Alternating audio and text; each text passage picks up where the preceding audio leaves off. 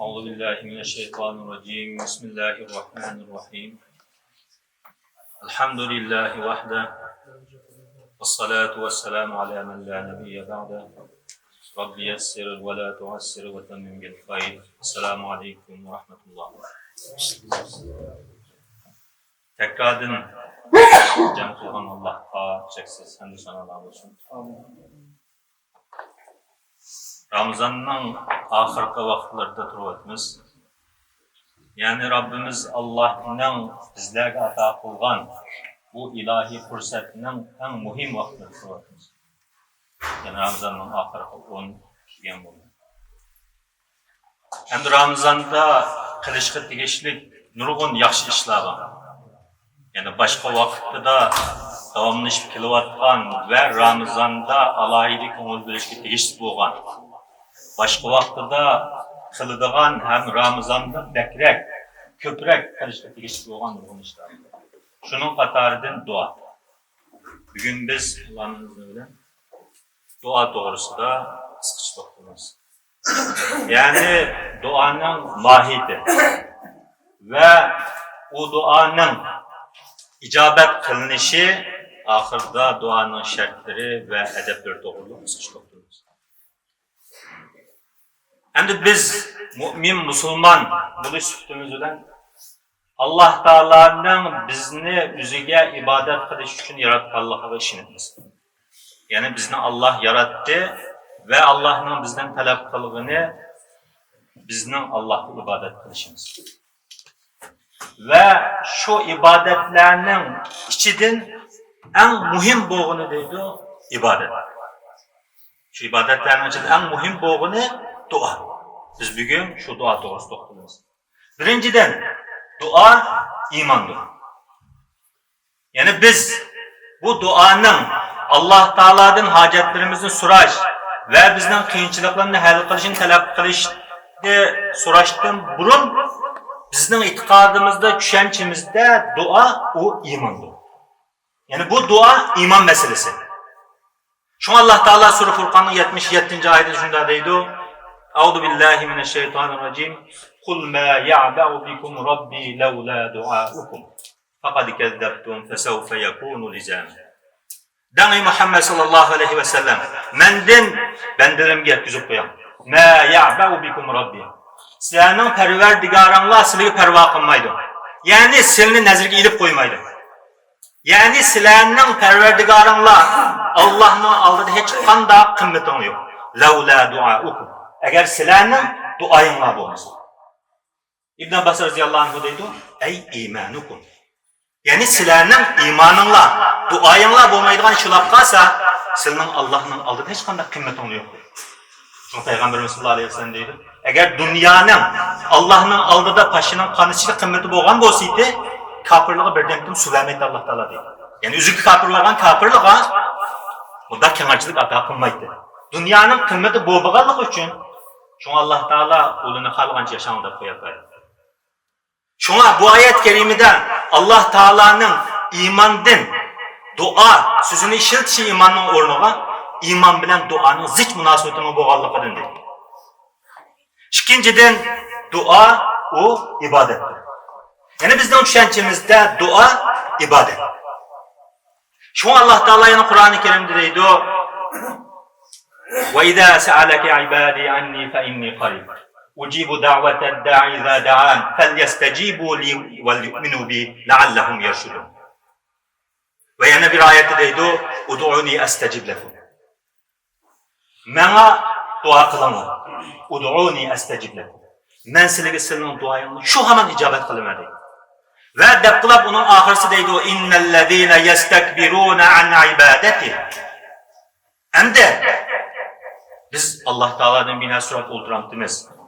Dep navadı bir adam çoğunçulluk kalsa en ibadeti men ibadet kılıştığın çoğunçulluk kalsa o da seyedkulune cehenneme dâhilin. Cehennemge dâhilin ait harvogan halet kirdi. Bu ayetimi Allah Teala beşida duanı sözlep boğandın ki ahirde ibadetinin gipini kılışı dua olan ibadetinin ziç münasebetinin boğallıkıdır dedi. Ve Peygamberimiz sallallahu aleyhi ve sellem bu Numan ibn Beşir radıyallahu anh'ın rivayet kılan birisi deydi o inne dua huvel ibadet. Dua o ibadetin üzüdür dep biz yukarıda okugan bu ayetini okuyoruz.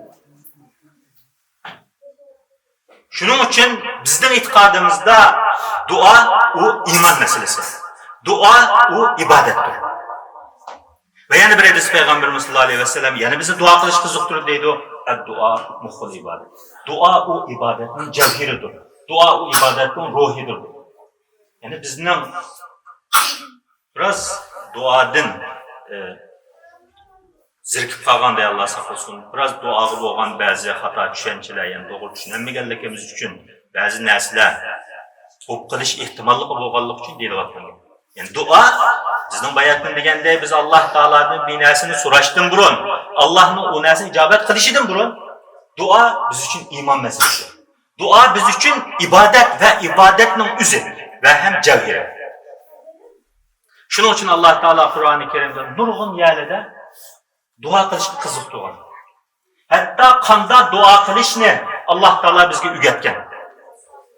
Şunu Allah Teala Kur'an-ı Kerim'de muhacir ensarının bir büyük yaxşı süperler boğan deyin ki وَالَّذ۪ينَ جَاءُوا مِنْ بَعْدِهِمْ يَقُولُونَ da başladı. رَبَّنَا اغْفِرْ لَنَا وَلِإِخْوَانِنَا الَّذ۪ينَ سَبَقُونَا بِالْاِيمَانِ وَلَا تَجْعَلْ ف۪ي قُلُوبِنَا غِلًّا لِلَّذ۪ينَ آمَنُوا رَبَّنَا اِنَّكَ رَؤُوفٌ رَحِيمٌ. Hemen biz lütfen dua, devamlı okuyupan dua. Yani şu mümin muhacirlığa, ensarlığa yaxşılık bilen ergeçken kim kildiğin kişilerine bir süt dua ki ula Rabbena gfir lana deb dua kılıdı. Ve yani bir ayette ibadur rahman Allah'ın has bendillerini süpetlep bir kanç süpetlerini sözlep boğan deyken deydi. Yakuluna Rabbena nasrif anna azabe cehennem inne azabeha kâne garâme inneha sâet mustakarra ve mukâme. Bunda da dua kılıdı. Yani onun kendinden o Allah'ın Rahman bendilleri, Rahman Teala'nın bendilleri zina kılmaydı, haksız canlı öldürmeydi, bir kadar süpetlep boğan deyken. Yani onun bir süpeti var ki Ula Rabbena heblena min ezvadina ve zurriyatina kurrat a'yun ve cealna lil muttaqina imamel de dua kıldı. Yani duanın faziletli boğalık için. Yani şu duaga ehemmiyet bilişimizin muhim boğalık için Allah Teala bizge duanı bu şekilde tutuyor. Ve yani Kur'an-ı Kerim'de karab baksam Allah Teala'nın Peygamberimiz sallallahu aleyhi ve sellem bir vasıta buyruk kılıp وَقُرْ رَبِّ زِدْنِي عِلْمًا Ya Allah ilmimizi ziyade kılsa dua kılın ey Habibi Muhammed sallallahu aleyhi ve sellem deydi. Ve yani deydi وَقُرْ رَبِّ رَحَمْهُمَا كَمَا رَبَّيَانِ صَغِيرًا وَقُرْ رَبِّ اغْفِرْ وَرْحَمَا أَنْتَ خَيْرُ الرَّاحِمِينَ diyen bir neçe uğrunda Allah Teala'nın buyruk kılıp durup dua kılış ne rakanda dua kılışını bir dua kılışını. Ve Peygamberimiz sallallahu aleyhi ve sellem ahir diyen şunda deydi o Ademle ölgen dinkin ademlerinin dünya olan bu münasebet bütün üzdür. Yani inqata anhu ameluhu onun emeli dünyadan üzülüp gitti.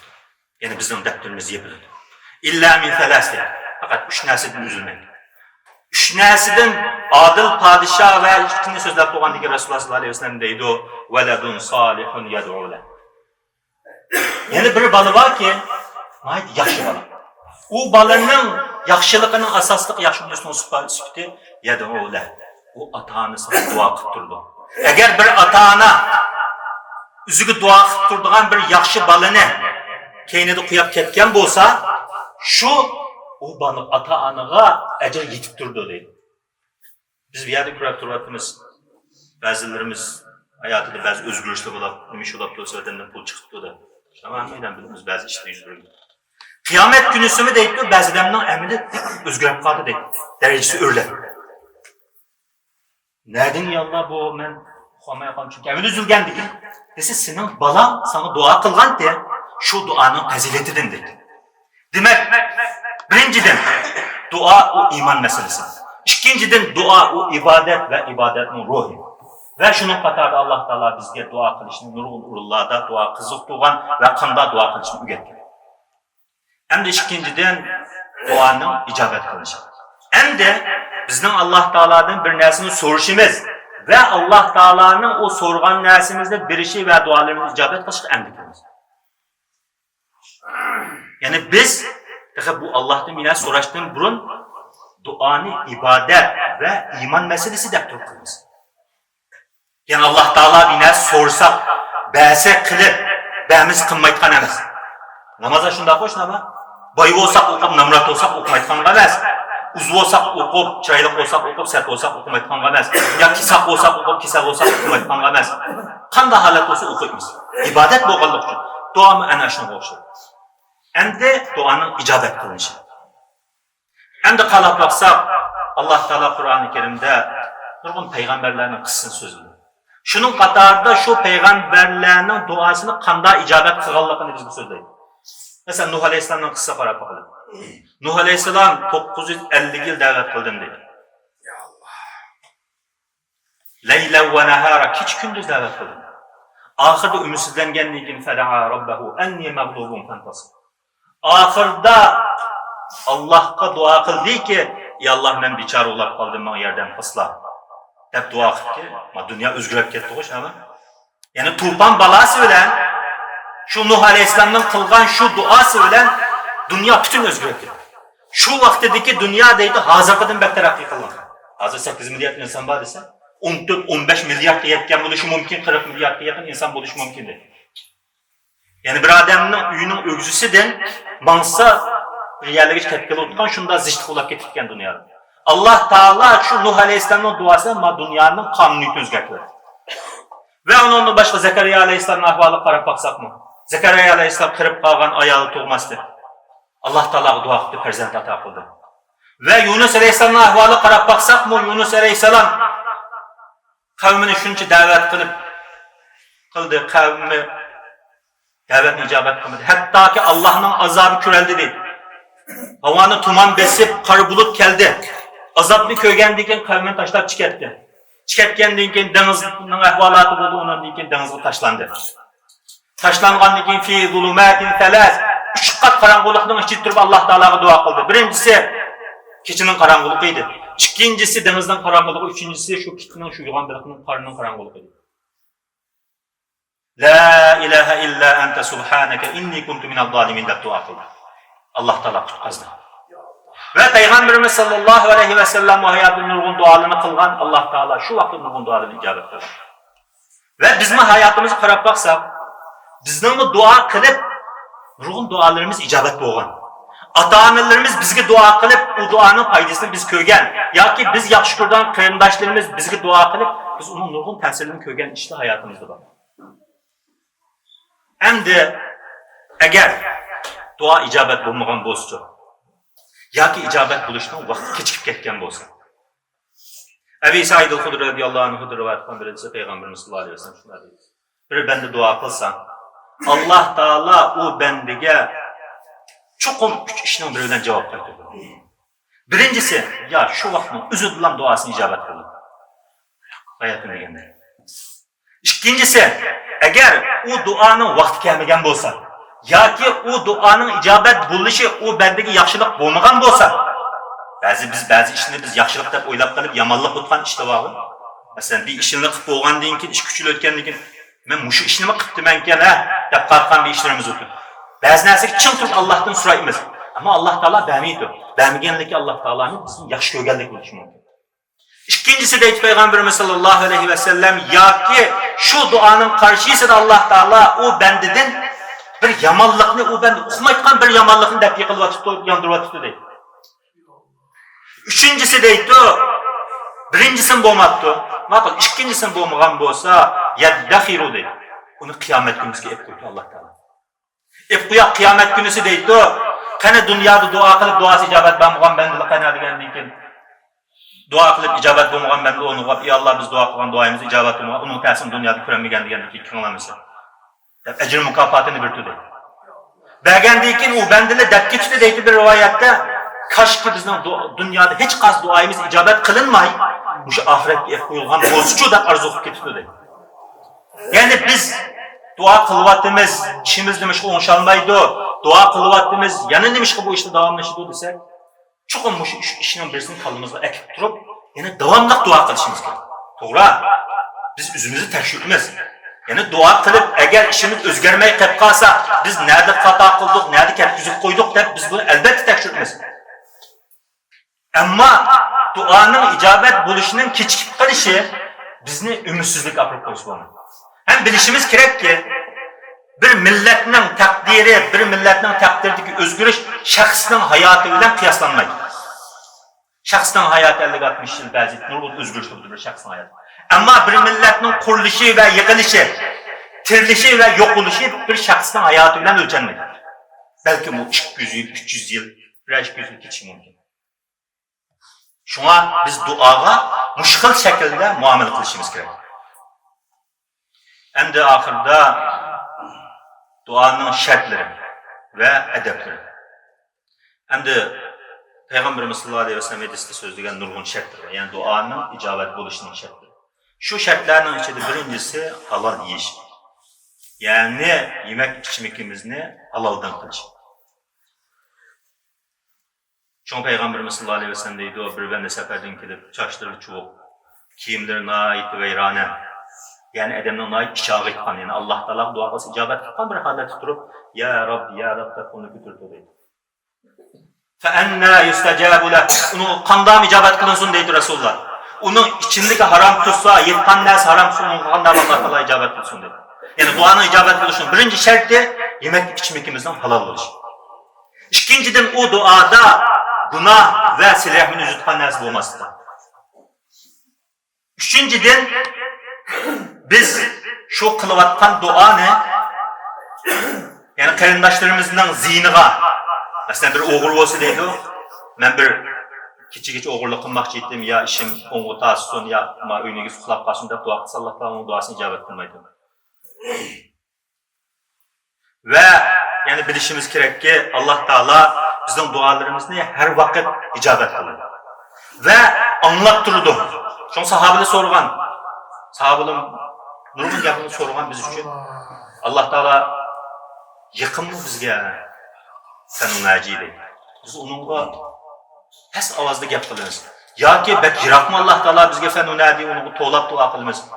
Digendikin Allah Teala Peygamberimiz sallallahu aleyhi ve sellem bir rivayeti cim tuzu deydi bildim. Doğan deyken Allah Teala ayet düşüyor. Ve idâ se'aleke ibâdî enni fe inni qarib.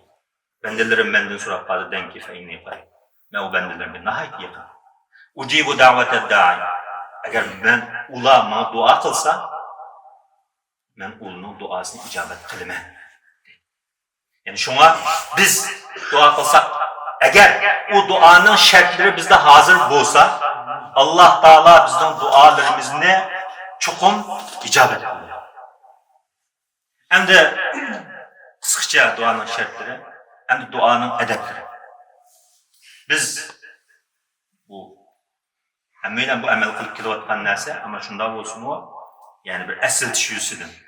Dua kılgan vaxtıda taharet ile kılımız, kıblige aldığımızın kılımız ve Allah Teala'ya hamd eytimiz. Ve Peygamberimiz sallallahu aleyhi ve sellem'e durut salam yollayımız. Allahümme salli ala, Allahümme barik ala'nı okuyumuz. Onun dinkin günahlarımızı mağfiret talep kılıp etken dinkin hacetlerimizi sorayımız. Allah Teala dualarımızı çok icabet kılır. Ya şu vaktinin üzül icabet kılıdı, ya ki biz okumaydıgan, bizge kilovatkan, ya ki biz milletimiz için dua kılgan bolsak, biz okumaydıgan şu milletimiz onun yamarak yükün bola kırış, kulaklar kası onun bizge Allah Teala onu bizden saklaydı. Ya ki kıyamet günüsü koydu ki kıyamet günüsü biz onunla hoş oluruz. Ve ondan başka ahirete dikkat kılışıp işimiz bu dua alımlardaydı bir ilim. Yani bir adam, biz Allah Teala'nın hem nesimizi sorayımız. Hatta Hadis Peygamberimiz sallallahu aleyhi ve sellem deydi Allah'ın hem nesini sorayımız.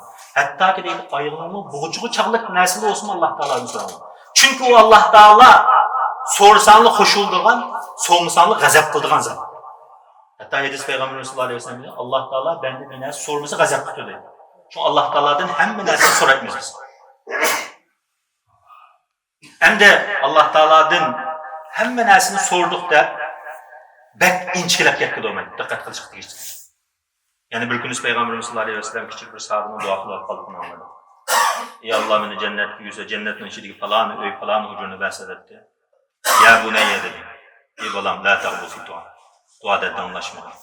Sen soramam bolsan, Firdevs-i Allah'ın soğunu yetiştir. Ve hayatın degende bu dua bir ilim. Çünkü alimler fennul zikri ve dua. Müfekkirül İslam İmam Gazali şuna kitap yazgan. Yani dua ve zikir sen'itidir. Yani demekçi bo'lgan gap qanday duo qilishni va nimalar bilan duo qilishni o'rganishimiz kerak har birimiz. Buning uchun eng yaxshi bo'lgani bayatın deganda Qur'oni Karimda kelgan duolar. Alloh taolo bizga o'rgatgan va ulgu qilib ko'rsatgan duolar. Ve ondan başka Peygamberimiz sallallahu aleyhi ve sellem'nin hadisinde kelgan dualar. Yani dualarının en yaxşısı. Ahırda en mühim vaxtlarda turvatımız. Bu vaxtlarda deyilgende nurgun yaxşı işlerini kılışımız, kılgandımı köp kılıp çın kuruşumuz gerek. Şunun için dua. Bu günlerde dua icabet tutan nurgun vaxtlar var. Allah Teala belgilep koygan. Fərz namazdan keyin, azandan keyin, Kur'an tamam bo'lgan vaqtida. Amma Ramazanda bir adam ro'za tutib hatta yuftir deydi Rasulullah. İftaq bo'g'uchilik bo'lgan araq qilgan duosi qaytarilmaydi dedi. 3 tane adam var, duosi qaytarilmaydigan. Şu adamning ikkinchisi ro'za tutgan adamning iftaq bo'g'uchilik duosi qaytarilmaydi dedi. Ve yani bir hadis Peygamberimiz sallallahu aleyhi ve sellem inda fitrihi bir Ramazan ro'za tutgan adamning Ramazan iftar qilayotgan vaqtida bir duosi varki qaytarilmaydi dedi. Bu kunlarimizga az qoldi, yani dualarimiz icabet buluşqa, ümidi kuchli bo'lgan, icabet qilinishi tez bo'lish ümidi bo'lgan vaqtlarga ait az qoldi. Ve tahajjudlar boshlandi masjidlarda. Tahajjuddan keyin qilgan, tahajjud vaqtida kechining oxirgi 3dan biri qilgan duolar qaytarilmaydi. Chunki Rabbimiz Allah dünya osmoniga tushdi dedi. Qisqacha tirnoq ichida dunyo osmoniga tushganligini buni boshqacha o'ylab boshqa yerga qildimiz. Faqat bu yerda dunyo osmoniga tushdi degan gapni ishiltish Alloh taolaning biz bandalarning Alloh taolaga yiqilishimizni uqtirishdan xolos. Undan boshqa maqsad yo'q. Qanday tushdi, Amerikada kunduz bo'lsa, yerda kecha bo'lsa qanday tushdi, u biz o'ylashganimiz. Faqat Alloh taolo o'zining zotiga loyiq bo'lmasmi? Ama biz bandalarning qilisi kichik bo'lgandan keyin bizni tushunmay qolmasin-da. Kechining 3dan 1da tushdi dedi. Tushdi degandan keyin biz qanday qilamiz? Duoga va ibodatga chang turamiz. Chunki kechining oxirgi 3dan 1da Alloh taolo tushdi. Tushgandan keyin halmin taibin gunohga tövbe qilgan odam bormi? Gunohini mag'firat qilaman. So'rayotgan odam bormi? So'g'an narsani berman deb turdi Alloh taolo. Boshqa vaqtida ko'p qilmasligimiz mumkin Ramazondan boshqa vaqtida. Ama Ramazan'da tahajjudlar başlanıp gitti. Ve bayatın degende iftada, gündüz günlük Ramazan vaxtlarında ve iftar kıldırgan vaxtlarda ve tahajjudlarda manım şunda yığılgan Kur'an-ı Kerim tilavat kılıngan yerlerde inşallah Kur'an-ı Kerim tamam buludu. Ve onun işidim bu kadir keçisi. Yani Allah Teala hem öylemden şu kadir keçisiga yetküsün. Muşu vaxtlarda yani deyilgəndəy duağa alahide çın qılsaq Allah Teala Ramazanlarımızını, bu Ramazan kılgan ibadetlerimizni, okugan Kur'anlarımızını ve kılgan dualarımızın hemmisini dergahide kabul kılsın. Kılgan dualarımızı Allah Teala icabet kılsın.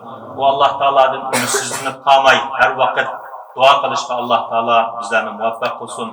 Ve yani Peygamberimiz sallallahu aleyhi ve sellem ahirde deydi o. Bir bende dua kılsa Allah Teala onu çokum icabet kılıdı madami aldıraplan ketmese. Sahabeler ya Resulallah aldırap geçişkanda oldu dese dua kıldım, icabet kıldım diye de duan taşlar koydu. Andikin Allah Teala onu fakat icabet kılmadı. Eğer anda kılmay Allah'ın duasını icabet kıllıqıga çin kalbidin işence kıttırıp dua kılsa Allah Teala o kişinin duası çokum icabet kıldı. Yani bugünkü günde bizden hazırki ahvalımızda başkalığı kalığanda bizning dua qilishga bekrak ihtiyacımız var. Şahsi halatda bir ata-onaning balaga, bir balı bo'lsa, balaning ata-onaga ve umuman qilib o'zimiz uchun, vatandagi o'qituvchilarimiz, qarindoshlarimiz uchun ve milletimizning ustidagi bugungi kunda yashayotgan bu xorliq, bu qiyinchiliklarni Alloh taolaning ustimizdan ko'tarib o'tishi ve Allohning yordamining tezroq kelishi uchun hammalarning duo qilishga ehtiyoji var. Allah Teala o'ziga xolis ve icabet kılışkı cezmi kılıp dua kılgan benlerin katarını kılsın Allah Teala. Allah Teala dualarımızı icabet kılsın ve günahlarımızı mağfiret kılsın. Bizlerge rahim kılsın ve bizlerin kırındaşlarımızı ve atalarımızı rahim kılsın Allah Teala. Ve ahiru da'vana enilhamdülillahi rabbil alemin.